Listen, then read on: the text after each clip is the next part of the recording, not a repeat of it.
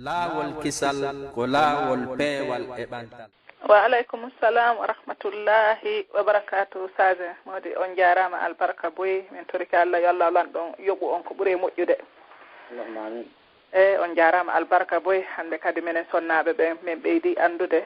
valeur ko min mari kon e ko Allah lan ɗon yiɗi men kon kadi mi toriki Allah menen sonnaɓe ɓen ɗimmoɓe an e min yo kala tasko nde yewtere ɗo par ce que sa mi anditi nde ɗo a taskikinde inchallah haray a anda kon to placement on woni haray a ɓeyde kadi yettude Allah subhanahu wa ta'ala on mode min toriki Allah yo Allah lan ɗon waɗan on joddi aljanna. Amin ya rabbi wa iyyak. Naam haray ɗo min active filande ɗen inchallah naam ɗo mi udditan yimɓe ɓen lande ɗen ɗo haray accon hakke mi andintina programme on ka laawol kisal taho inchallah haray musidɓe julɓe tedduɓe haray en weltanike oustaz en toriki Allah yallah lan ɗo weltanoɓe haray min weltanike kadi kala auditeur ɓe ɓen wonɓe jentade radio laawol kisal on e sonnaɓe wonɓe ɓen kadi ka laawol kisal fi sonnaɓe hisuɓe haray foppo hino weltana en toriki Allah yallah weltanan en foppo meɗen inchallah en toriki Allah yallah naɓiran en radio laawol kisal e groupe on fof yeeso kala duuɗe ko wona waɗede hara ko fi Allah haray yo Allah naɓiran en ɗum ɗon fof yeeso si ɗum ɗon feƴƴi haray no andirɗen noon programme ji men ɗin ka laawol kisal ɗo haray jumare ɓe hiɗen mari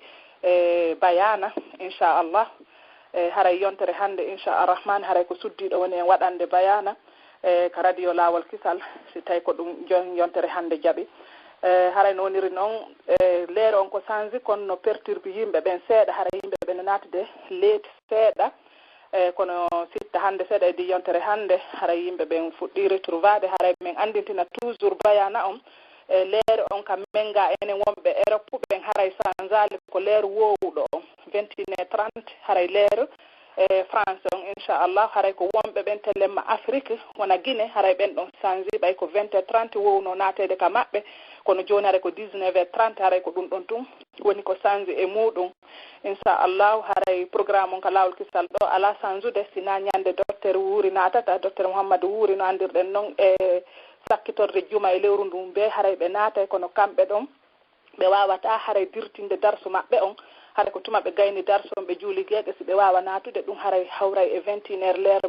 leere men on Guinée haray woni 23h wona leere Paris on ga inchallah kamɓe si ɓe naata haray ko 23h hannde kadi haray ɗo men yaafini mouradu moƴƴuru kono ko lutti kon fof inchallah haray ko 21h30 leere France on haray tenen jeɗen fof kadi ɗo men andintina inchallah haray bayana rédivision no woodi ka radio laawol kisal e 19h30 inchallah haray si ɗon feƴƴi e talataje ɗen kadi haray sonnaɓe kadi no mari darsu ka laawol kisal e oustaz Issa Sall wonɓe Guinée ɓen deftere almoubadi ulmofidate deftere tawhidi inchallah 21h30 leere France on kadi alkamisa kadi ara oustaz Abdallah Birksel no mari kadi darsu ka radio laawol kisal ga matinu dine on haray ɗon kadi ko 21h30 kadi leere France on inchallah haray e jumaje ɗen no andirɗen noon haray ɗo min mari kadi groupe fi sonnaɓe laawol kisal fi sonnaɓe hisuɓe machallah haray sonnaɓe notike mouradu moƴƴuru haray woni 1152 personnes inchallah haray no yahude no nafoore no woodi e mum mouradu moƴƴuru haray en yamiri sonnaɓe ɗimmoɓe men ɓen ɓay ko fi sonnaɓe haray yoɓe naatu ka groupe nder ton inchallah ɓe ɗuman noon sa mi jonna e numéro on sigi lande ɗen feƴƴi ɗo si Allah jaaɓi hara mi udditana adiɓe ɓen ɗo inchallah. Naam assalamu aleykum ɓe numéro mum sakkitori ko 9880. Wa aleykum salam wa rahmatullah. Naam azen no jenti on ɗon oustaz haray men salmini on ɗon men weltanike o moƴƴa yo Allah yoɓon ko ɓuuri e moƴƴude waɗa jodde aljanna. Aleykum salam amin. Ok landal an no yiidi ɗo e programme haray meɗen joggi mojobere e meɗen joɗɗini luwa on meɗen waɗi mo ari leeti meɗen happanimo ko yoɓata par ce que har si men waɗi leero yimɓe goo aray meɗen luude place komin fottata ɗon jama wona haa leeta aroya tawa men ala hunde programme ko men yewta ko joni noon men fof men jooɗi men vooti men innimo ari tawi o leedi haray o yoɓay exemple wano ennero ok mo tulti harano daali ne laali on ti yoɓay wano hella 2 euros est ce que noon ɗi mbuuɗi ɗo harayno daganimen komi watta ɗi e nder mbuuɗi contribution komi waɗata ko ko ɗo woni landal ngal ngal landal ɗon naam inchallah haray mi weltanike onon kadi haray musidɓe julɓe tedduɓe haray inchallahu yerwo ko Allah tabaraka wa taala arsiki en jaaboto ko annduɗen kon fii muɗum ko tawi kon en annda fii muɗum inchallah haray en ɗaɓɓitay ka defte ko aroyta ko yeeso ma landoɗen ceernoɓe goo ɓa haray bani adama kanko o janngi wo haray o wata anndude fof haray si hawri kadi faljere woni e muɗum bi idnillahi taala haray ko miɗo tori yaafuye miɗo tori Allah kay yo yaafolam haray landal mon ngal ɗon inchallahu e fee komi anndi kon e o masala ɗon wono makirɗon noon haray ɓay ko haldigal mon onon association on halduɗon ɗum fottuɗon ɗum a linanim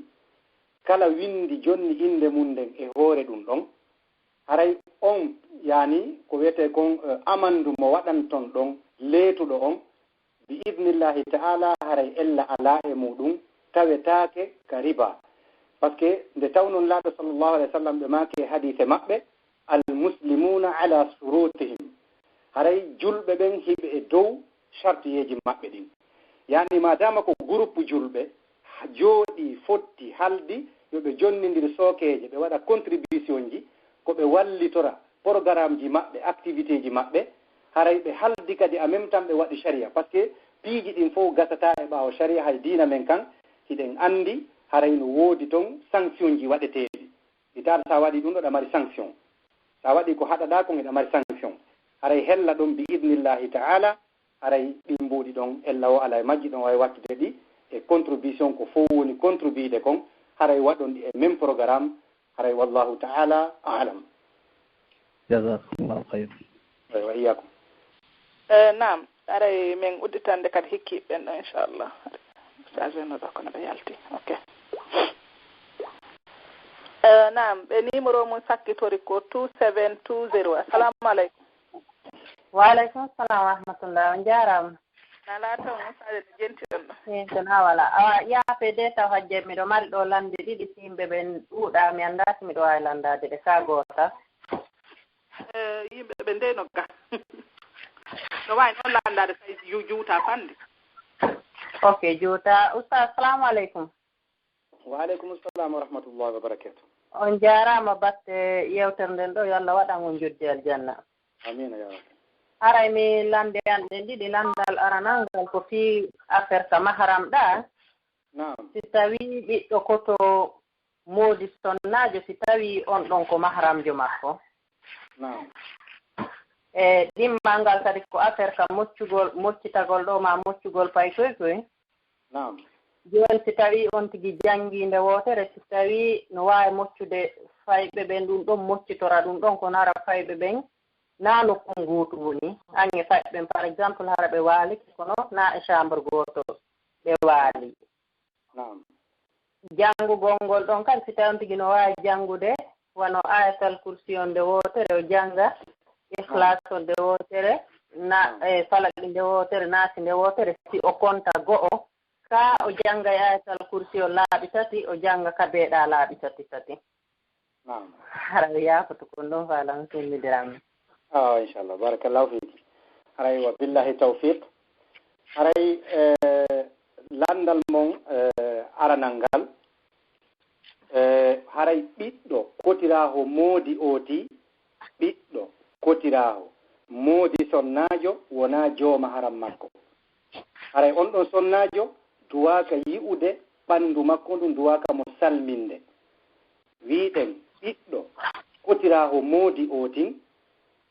wona jooma haram makko ko si tawno ko ɓiɗɗo moodi makko harana kanko sonnajo jibinimo on ɗon haray ko jooma haram makko kono amma ɓiɗɗo moodi yani koto moodi makko haray ɗum ɗon on na jooma haram hella sonnajo on wallahu taala alam haray landa mo ɗimmal ngal maako ɗon si tawi mi nani par ce que waɗiɗa interférence seeɗa sikki maako ɗon si tawi woni ka janngugol mocca pay koy ko ɓulwal ayatal kursiyu laawol ɓulwal laawol falaki laawol naati laawol ka ko waɗugol ka kala laabi tati si ɗumanno na ɗum maako ɗon sato si tawi ko on tigi no makirɗon ni si tawi ko on tigi janngu ka bende wotere si konta go'o ɓe innay ko laaɓi tati kono mi nani yewtere nde de façon ɗiɗi woɓɓe kadi inna ko ya janngu ayatal kursi on few laaɓi tati gayna jannga ihlas o laaɓi tati gayna jannga ɗiɗa suratulji kadi ka be laaɓi tati gayna aywa haray ɗo ko ka ayatal kursi ko ɓuri jolde kon ko yoti janngu nde wootere andi soti joni jangi ayatal kursi ka o beeli ɗon o janga ɗon amana rasulu ka fen suratu bakara yilto si tawi woni ko jangowo wano waqi'a wano ɓural maggal ardi noon o hikkina ɗon o janga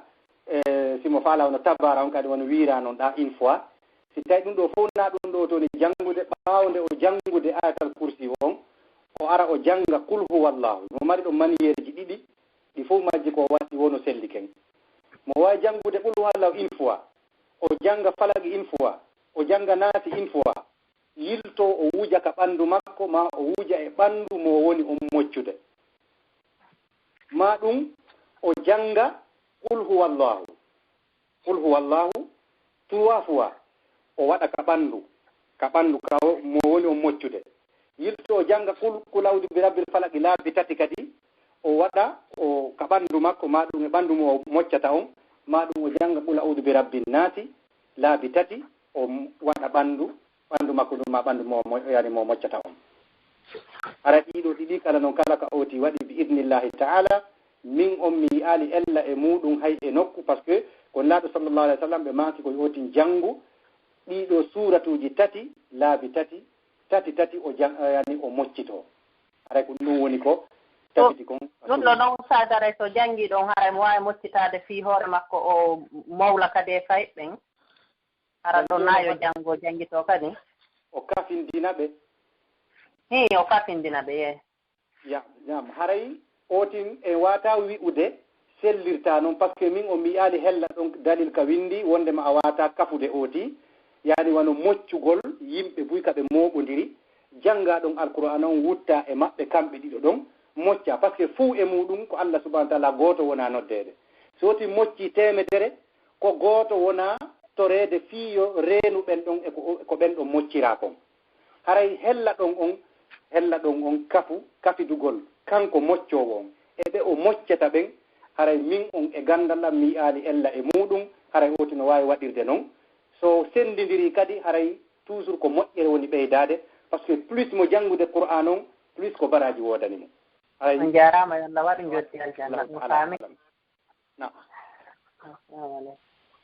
naam min udditande hikkiɓɓen no inchallah naam ɓe numéro mum sakkitori 48 12 assalamu aleykum waaleykum salam wa rahmatullahi lammari ɗo question awa hittin ɗon si malakal mawt aranima ka wurgo ɗa wawi sintirgol si malakal mawti aranotin ka hurgo oti no wawi sintirde kala ka malakol mawti ari tawi oti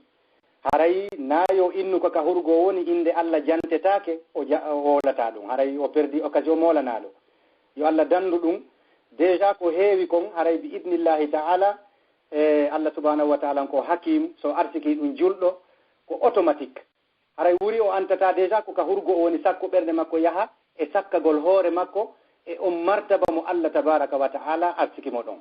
sabu neraɗo sallllahu alih wa sallam ɓe maki man kana akhiru kalamihi min addunya la ilaha illa allah dakhala aljanna kala tawɗo sakkitorde konngol mum iwgol aduna ɗo ko kalimat la ilaha illa allah haray ko aljanna wodanimo haray miɗo tori Allah kala ka wonɗen nde malakol mawti nde ara ƴetta wonkiji men ɗin yo Allah subahana taala on yo taw hara ko e dewal makko wonɗen o artika en kadi sakkitorgol wowlugol kalimatu shahada amina ya rabbal alamin haray ella o ala e muɗum nani nam wa aleykum salam wa rahmatullah nam ustadi woɓɓe no windana men ɗo wo ko honɗum Allah tagi ko ɓuri wonde important ka hoore leydi ɗo men das ko non wolorto ka pular way ka français o windi naam yani ko honɗum Allah tagi ka hoore leydi ɗo ko ɓuri wonde important naam bon piiji buyno woodi ɗon bon haray ɗon noon défini sugol ngol inna ko kunɗo piihum à 100% haray mi alana ɗum ɗo min on gandal wiigol ko kunɗo précisement kunɗo ɓuri wonde important fof sina yoga e piiji no nder ga haray otin no waawi ndaarde ɗon ɗi fof majji ko ɗi important haray no annda ka hoore leydi ɗo si tawi piiji ɗin fof mooɓindirama ka hoore leydi ɗo haray ko ɓuri mawnude e ko Allah subahana taala on tagi kon haray wallini fi diinaɗa e wallini ko nantata e sifa ɗin piiji fof haray ko ka'batul musharrafa on par ce que ko awwalu baytin wudi alinnas inna awwala baytin wudi alinnasi lallazi bi bakkata mubarakan wa hudan donc ko atta wallinanede yimɓe ɓen ka hoore leydi ɗo ka Allah rewete e nder cuuɗi ɗin fof ko suudu Allah hormanteru ndum haray tabiti déjà historique on sen ndaari haray suudu ndum fewno ndu darna woɓɓe no wi'i ko annabi adama haa woɓɓe wi wondema haray ko avant hay annabi adama woni ko suudu ndun ndu darna haray ko malaika woni ko darni ndu donc woni tun annabi adama participe no e mahugol ndugol no ardi non haa ka annabi ibrahima en e ko nantata e ɗum haray piihum markum important haray ka'batul musharraf on so tawi koko jooɗi kon ka hoore leydi amma si tawi ko piihoy addana koye yimɓe ɓen haray ko diina kam ɓuri mawnude haray en général détail on ko wattoto nder ɗon ko wan haray qur'an e ko nanta sifa ɗum ɗon haray amma wigol précisement ko kunɗo piihum min on haray mi alana ɗum ɗon gandal kami jooɗi ɗo nimi toɗɗagol piihum kun si tawi kun no weedi ko feƴƴi ka'batul musharrafa on ma ɗum diina kan ko julɓe ɓen yani ko yimɓe ɓen addana kon ka hoore leydi ɗo wallahu taala alam nam mi udditande ɓe hikkiɓe ɗa wallah assalamu aleykum ɓe natirɓe ɗo email ko Fatou Sow windi assalamu aleykum natirɓe email Fatou Sow nala toon usa enti on ɗon assalamu aleykum ustad sen waaleykum salam wa rahmatullahi nala toon hare men nanima ko mongo Allah yogo on joddi aljanna allahumma amin wa iyyakum acci miɗo marɗo landal haray wano ɓe minen ɓe wonɓe reppuɗo harani siɗa wadde ɗo affaire transfert naɓugol mbuuɗi kam hen nam haray ko honɗum woni fii ɗum ɗon fii haray affaire zakka o mbuuɗi montan mo jeyɗon on i anndi hara ni ko groupe uji waɗa hara ɗo woɓɓe no wono laggine hara ti hara ko ɓe hawtutu kono naa ko déclara ɗo affaire ɗum ma hara on hawta woni waɗon transfert hara ɓeeno jooɗi Europe gaaɗen nam i hara mbuɗɗin jon noon ko landagol aywa hara mbuɗɗin ko associé tagi ko on ɗiɗo jeyi ma kaa ko onon tun jeyi kaa ko groupe jeyi no hara ko men ɗiɗo ma men tato ni kafi kono jooni mi wadde transfert ɗi iwa e laggine ɗi ara ga ma ɗi iwa e ɗo ɗi ya laggine jam hono ɗiitirante jakka ma ko ɗon ka jooni ko anndugol aray ko fii ñaawori ɗum ɗon ko onno zakka mo gondoyra eyi haray ɗon ko simple woni hiɗi hellaka Europe ka wontirɗon ɗon woni hiɗi lagine madama hiɗon geli monta majji on no timmi nisabu zaka on haray yani hitande yonti e majji timmi e majji haray foti hiɗi lagine foti hiɗi ɗo siɗon geli monta majji on ƴetta woni total ngal watti ɗon e kala ɗi jogi ɗon duwaɗi ittanede zakka waɗon total ngal tappon ɗon 40 fois yani division waɗon montant on divisé par 40 yani fois 40 haray ko gootum ɗon ƴettoton ɗon haray joni noon zakka on ɗon bismillahi taala haray ko simple na ko compliqué ɗugol ha hendo ɗon gootum nam na mini wano ni joni wano 1000 euro kala haray zakka mum on ko jeluɗo a ittede 1000 euro haray ni wano 1000 euro hellaga ko 25 euro 1000 euro ittante 25 euro wandi ko 2,5% woni ko ittete e fortune neɗɗo yani e montant ko woti jogii kom donc ɗum hawre ɗo 1000 euro on 25 euro donc ndaare ɗum ɗo subhanallah 25 euro bani adama o landa e nder 1000 euro so sali ke ɗin ɗon namere Allah subhanahu wa ta'ala ko letto tama kongo lettota hay goto. Naam, wallahu ta'ala alam. Fami ke Allah waɗi jodde aljanna albarka. Amin wa iyyakum. Na musali woɓɓe kan no maaki ɗo e ɓen ɗo nomi landitike ɓe kono ɓe alalan jaabitaade wondema wo ko ɓe woniri ɗon wona bitiki arabuɓe ɓe ngala ɗon fi hirsa e ɓe gerto ɓen wo ko woni toon no woɗɗi haa feƴƴiti. Joni noon wo tawi hara no daganoɓe ko ɓe sooda gerto ka wona ka supermarché ji ni sino dago ko ɓe sooda ɗon ɓe hara ɓe ñaama.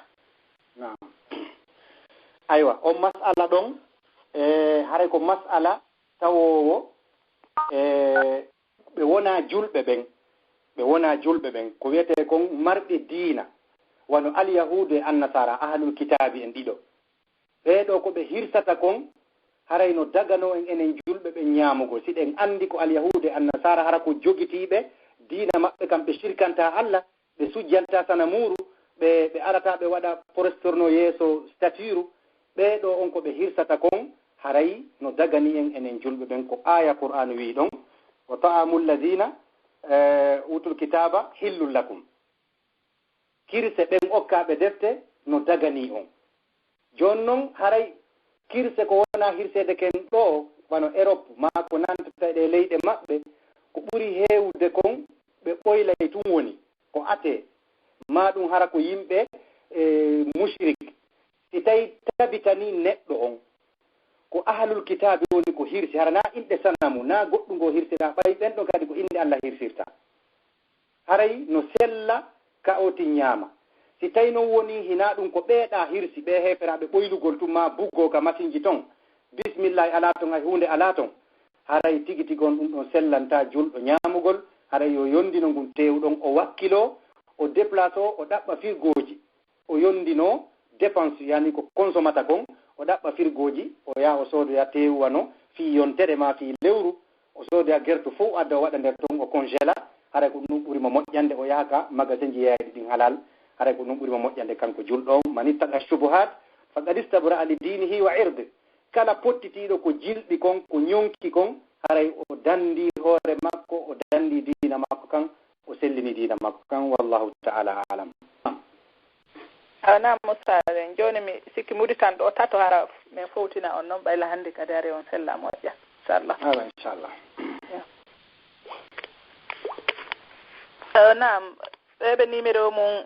sakkitori ko 3743. Assalamu aleykum. ɓe numéro mum waleykum salam wa rahmatullah. Usayno jenti on ɗon. Assalamu aleykum ustaz. Waleykum salam wa rahmatullah. Nala toon? Alhamdulillah. Haray min nanima ko mo gonɗo albarka haray Allah waɗ jodde aljanna. Allahumma amina ya rabbi wa iyyakum. Haray min miɗo mari landal ɗo nam ko yoɓiti e fi waccegol. Nam waccegol. Nam yani mantegol quoi. Goɗɗo wacca ma quoi. Nam si tawi ɗum hino dagi ka islam hara o waccete okka mbuuɗi okka piiji. Haray waccede on ka l'islam wano joni goɗɗo waɗa ko moƴƴi hara na annuye makko on ibtida an ka fuɗɗagol wona yo goɗɗo waccumo o besonaki hay yo goɗɗo annu e nder ɗum oti mante e nder muɗum haray ɗum ɗon no selli ka l'islam ko ɗum l'islam innata ko bushral ajil lil mu'min ko welo yaccinanango gomɗinɗo on amma waccede konti ñamma kala yaagal wacca oti ngarimakin darde ma nden moƴƴa ɗum e ɗum okkayɓe ɗum e ɗum haray ɗum ɗon on sellata ka l'islam par ce que ko affaire ñama kala yaagal noon ko affaire ñama kala yaagal bidon ma ɗum ko wiyete ko mi anda jeli yaagal haray hella on kadiya ɗon gandal angal hella ɗon on haray sellata e nder komi faami kon e nder l'islam haray si tawi noon no woodi haray e nder ceernoɓe sellinayɓe ɗum ɗon haray min on ngal gandal ɗon mi hawrali e ngal ɗon haray komi andi kon sellata nde tawno no yowodiri e piiji affaire ñama kala yaagal ma ɗum tigi tigi on jeli yaagal haray ɗum ɗon on sellirta hella on kadiya ɗon haray wallahu ta'ala alam. On jarama albarka laltu jodde aljanna. Allahumma amin. Aleykum salam. Nam uditani ko Usama Mamma Saliou. Salamu aleykum. Wa aleykum salam wa rahmatullah. On jarama Dieng. jarama nala toon alhamdulillah Cheikh Saïd naam hayakumullah hayakumullah kayfa antum alhamdulillah ɗo jam ɓeygure alhamdulillah shafakallah min nani ɗon fo e seeɗa amin amin shukran ok ila mari landal ka fi ka zakka naam sila jogi 4800 1000 euros be mita 25 euros 1000 euros be mita 25 euros 800 euros ɓayɗi timma mi acca ɗon haray no sellirano haray ka gandal an komi faami kon ɗon haray sellirtano yawa haray ko yo neɗɗo on ko yo ƴettu dendanangal ko o jogii kon o watta e ɗi o jogii ɗin haray o calculana ɗum ɗon o itta zakka par ce que andi yimɓe ɓen si tawi woni joni neɗɗo on o inni tun joni ɓay diina kanko wi'imo so heɓi mbuuɗi nisabu on ko yo wonu ɗon ha hitanden timma o ittana ɗi joni noon ko hanki ɓe versi ɗin ɗon ka compte makko o ittanta ɗin ɗon ko ɗiyaɗi hitanden timmi o ittanta haray o naati e woɗɗungal haray o falama hollude l'islamu ƴoyre nde yaltoyta par ce que fi hon ɗum l'islamu haray landotomo joni awa kanko kadi ila ñande zakka waɗɗimo ɗi o dépense ɗin duran on année ɗon fof tawata hitande ɗumaninoke ko ma o remboursa ɗin ɗon kadi fof donc haray on qadiya ɗon koyo neɗɗo o moɓidir ko jogii kon fof mbuuɗi ɗi o jogii ɗin fof fewndo on saa'i ɗon haray o ittana ɗi foppu zakka o wisanɗa fi innugol ɗi timma 1000 euros o ittanta ɗi zakka haray ɗum ɗon on e gandal angal komi andi kon haray l'islamu sellinirta on sengo ɗon par ce que so yaari hella ɗon haray souvent neɗɗo on haray o ƴettay o mara ka côté ji ɗon ko tawata koko waɗɗi zakka haray nayen faamir wonde masid 1000 euros on timmali e ɗin ɗon on ɗi ittantake zakka koka ibtida kaka fuɗɗagol hara fortinma on fop timma 1000 euros haray hande kay zakka waɗɗaki mataw kono a partir de moment kadi heɓi 1000 euros hitanden timmi ɗon kala wattiɗe e hoore o 1000 euros ɗon haysi ko 1 centime ma ɗum 1 euro ko ya calcul ɗi ittanaɗi foppu makti zakka haray ko ɗum ɗon woni komi faami kon e on masala ɗon wallahu taala alam jazakumullahu khairan si tawi ino newi mari landal ɗimmal ɗon haray ko hajja en si newni awa ok landal angal haray ko hono waaji ɗon men e fiɗi haajuji wonɗi wadde joni yimɓe wattina ɓorgol valise je coñci ko changera ama haaɗiɗa loppo ɓorta ɗin ɗon watto goɗɗi goo kadi haajuji wano joni jombule ɗen ka jombugal ba inde bobo ba e ko nandite muɗum mi anda siko sere ɗum innete moɓodira ɓe ama hara kala no yoɓori valise coñci ko amida ɓorto ɗum ɗo hollidirgol joni onenete coñci kon marɗon ko waajo ɗon en e ɗum haray komi mari komi waajo en ɗon ko piiji ɗiɗi haray ka affaire jombugal no selli fijugol wano kellugol ni wonande sonnaɓe ɓe yima gimoy harana gimoy harmukoy hakkundeji maɓɓe arana townugol hitoji ɗin worɓe e rewɓe jilla hara kamɓe tun worɓe ɓen kamɓe tun rewɓe ɓen afan ɓe ɓorno coñci ɗi ɓe faala tawata na kadi hottaɗi innugo joni andi wattama joni char'inede kadi haray on char'ingol ɗon kadi neɓata haray en faalama moƴƴinde bide awi molanagui l'islamu no newnani sonnaɓe ɓe ɓorno kala ko ɓe faala kono si watti joni ko char'ingol inna ko ɗum ɗo tun ko ɗum woni l'islamu heewa jaɓugol toɗɗagol ko l'islamu toɗɗaki happugol ko l'islamu happa ka wattuɗa happangol yimɓe ɓen ko ɗon bide a wingin natirta joni no haray ka affaire jombugal no sella ka sonnaɓen tun kamɓe tun ɓe hiira ton harana musique wona ñama kala yagal ɓe ama ton haranayo hito maɓɓe ngon kadi yaltu ka yaati ɗum ɗon no sella ɓe ɓorno coñci maɓɓe ton ko ɓe faala amma ka dennabo min on komi andi kon mi anda ɗon amugol ma yimugol wonande sonnaɓe ma hirde haray ko woton ko invitugol jama on si Allah no arsiki o tin ko waɗana sadaka boobo makko on jama o ñaama du o waynodire amma sereji ma ko nantata ɗum ɗon haray komi mari komi conseilla ɗon hella ka sereji hella kadi e waɗugol soobiji gordo gardare ton e hottoɗi ha feƴƴita e wi'ali soobiji ɗin koyno harmi à 100% mais kono ko ɗon yarata ha cheytane cuɗana jama on watte joni wi'ede ko ɗiɗo tun hande kay spécifiquement waɗete tawata noon a sattinani jama on si jama on ɓeya heɓali ɗum ɗon tawa kamɓe ɓe wata yawde participe jama on haɗay ɗon on min komi conseillata jama on hella ka séréji e ka dennaboji e gordo gardare haray ɗon on yoɓe selu ɗum ɗon si jama waɗi ɓe yaha ko Allah arsikiɓe comme si ɓe hiwroma ɓe nafo ɓe waɗa du'a ɓe hoota ka maɓɓe haray ko ɗum mi yamiri ɓe hellaɗa amma son naɓɓen hiɓe wawi hirande toon ɓe amana jombajjo on toon hara na gordo gardare kadi ɗuɗunde ha feƴƴiti haray ko ɗum ɗon mi mari komi conseilla e fee ɗum ɗon ko ɗum kadi mari komi jaabo hella masala ɗon jasakumullahu hayran o yiyakum ara a jaymi jonni ti téléphone no salamu aleykum waaleykum salam wa rahmatullah ana musaare mi sikki hatten ɗo hara photo e ɗon nani ɓay yimɓe ɓe no heewi ga kono hatten ɗo photo e ɗon seeɗa inchallah ɓay minen kadi woɓɓe amin ɗaway haray inchallah inchallah shukran joni haray tigi tigi on haray mi weltanike on hajji ay hajja mi tori Allah subhanahu wa ta'ala on golle ko jokkuɗon kon yo Allah tabaraka wa ta'ala on arsi koye on aljanna on wondude Fatima radiyallahu anha hara ko onon wonoyta groupe ko onon yaridoyta tehoy toon bi idnillahi ta'ala nafoda toon ñaameteji aljanna wondude e dendanangal bandiraɓe men julɓe ɓen fou on fou moɗon wondoyon e maɓɓe toon ala sururi mutakabilin hara menen kadi worɓe ɓen men fou meɗen takko moɗon ɗon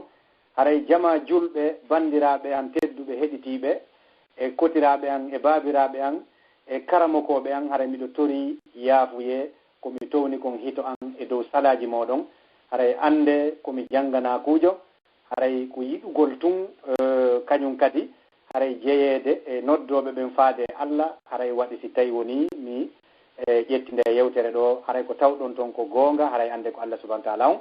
si faljere woni toon mbiɗo tori on yon du'anolan yon toranolan Allah yo Allah yaafolan o jaɓanalan golle an ɗen o jaɓana on onon kadi haray assalamu aleykum wa rahmatullahi taala wa barakatuh. waaleykum salam wa rahmatullahi wa barakatuh usaben e ko minen ɓuri weltade on jarama ono kadi albarka boy e usabe mama saliou ɗon ga ka yalti doga anam a weltanane ɗon usabe haray en tori subhanahu wa ta'ala yo Allah hokkorɓe baraji yewtere nde haray yoɓe encourage an en oustage ɓe andi e kala ka windere ɗo yoɓe ɓaɗo kamɓe kadi ɓe waɗana en yewtere eɗen weltani subhanahu wa ta'ala on okkori en ko hiiriɗen enen kadi hara ko diina wonɗen hiirirde e fo yuɓe ɓen fof yo Allah ndikkinɓe fatiɓe ɓen fof muɗum yo Allah yaafoɓe enen kadi wurɓe ɓe yo Allah hokkoren battane moƴƴo اللهم لك الحمد كما ينبغي لجلال وجهك وعظيم سلطانك اللهم صل على محمد وعلى آل محمد كما صليت على إبراهيم وعلى آل إبراهيم إنك حميد مجيد وبارك على محمد وعلى آل محمد كما باركت على إبراهيم إنك حميد مجيد اللهم اجعل القرآن ربيع قلوبنا ونور صدورنا وجلاء أحزاننا وذهاب همومنا وغمومنا وسائقنا وقائدنا إليك وإلى جناتك جنات النعيم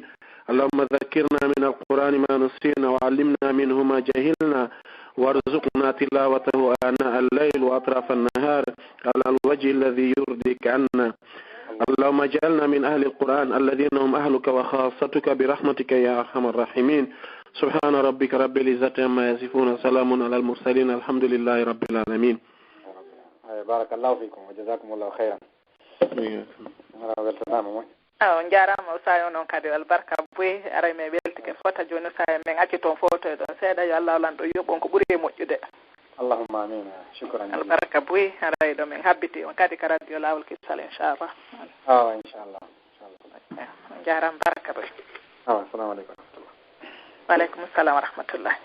nam musidɓe julɓe haray no andirɗon noon haray ko ɗo wonɗen hattude inchallah haray nane mi wolan noon programme on ka laawol kisal ga ha lutti jonnugol numéro 1 on haray ɗo mi andintina kadi programme on ka laawol kisal haray jumaje ɗen foyi ɗen mari bayana haray min ɓurta andintinde haray fi leere on change haray leere men on enen ga sanjal inchallah enen wonɓe ɓen Europe ga haray leere men on sanjal haray ko ɓe Guinée ɓen ko leere ɓen ɗon on woni ko change haray ɓen ɗon hannde kadi ko 19 heures 30 woni ko ɓe natata fi bayana on hare kono enen ga ko 21h30 l'heure français on inchallah woni ko nateten fi bayana on ko sanji wo ko ñande docteur wuuri hara seeno to ɓen ɗon haray ko 21h l'heure Guinée on 23h l'heure France on inchallah ɓen ɗon haray mi wata change de programme ɓen ɗon on no andirɗen noon inchallah hara e tenen jeɗen fof e 19h à part de 19h ha 19h30 haray bayana kadi no ka radio lawol kisal kañum manna e talataje ɗen kadi inchallah haray darsu fi sonnaɓeɓen almubadil mufida ton haray no ka radio kadi lawol kisal inchallah e 21h30 l'heure français on haray alkamsaje ɗen kadi fof mattinu dini on kadi haray no toon ɗum ɗon kadi ko fi sonnaɓe ɓen haray 21h30 kadi l'heure français on inchallah eno men andintinire on noon wonaka groupe sonnaɓe hissuɓe lawol kisal fi sonnaɓe hissuɓe kadi haray faalaɓe participe de wo ka groupe ton kadi haray nafoore molanade no toon haray groupe aji ɗin noon hino ɗuuɗi rawdatul nisa e noɗɗon ɓantal islam kadi noɗon haray lawol kisal fi sonnaɓe hisɓe noon ɗon e groupe aji goɗɗi goo kadi ɗuuɗuɗi ko naɗiɗo kadi haray jama on torama yandi sonnaɓe ɓatte ka groupe aji nafoore no toon inchallah haray sonnaɓe faami dina kan haray cuɗɗin wawa ɓuttude haray wawa no dankoro kadi ɓiɓɓe ɓen haray ka groupe lawol kisal haray en heɓɓi yimɓe wulure e 150 inchallah haray no toon haray ɗon kadi e lendije ɗen hiɗe mari darsu tajwi ɗuma tajwide qur'ana on kañum may hisnul muslim on yurgol ley e yurgol yasin kañum manna kadi e talataje ɗen haray hiɗe mari toon al akdari on e arbainan nawawi on kañum manna e alarbaje ɗen haray ko hurufaje ɗen marɗen toon kañum manna e fi'u kadi fi laaɓal haray alkamsaje ɗen ko tafsir qur'ana on woni toon haray e jumaje ɗen haray ko qissaji woni toon e waajondirgol haray e aseweje ɗen ko question e réponse ko ɗum woni lande e jaaɓe haray juma e dimasije ɗen haray ko hiwrondirgol e weltondirangol e du'ondirangol kañum manna e question réponse hara ko culturel fi Fouta Dialo inchallah haray ɗomen habbi on ka lawol kisal fi sonnaɓe hisuɓe mi acca numéro an on ɗo haray faalaɓe participe de wo inchallah wonande sonnaɓe ɓen haray numéro an on ko 0044 79 79 83 28 17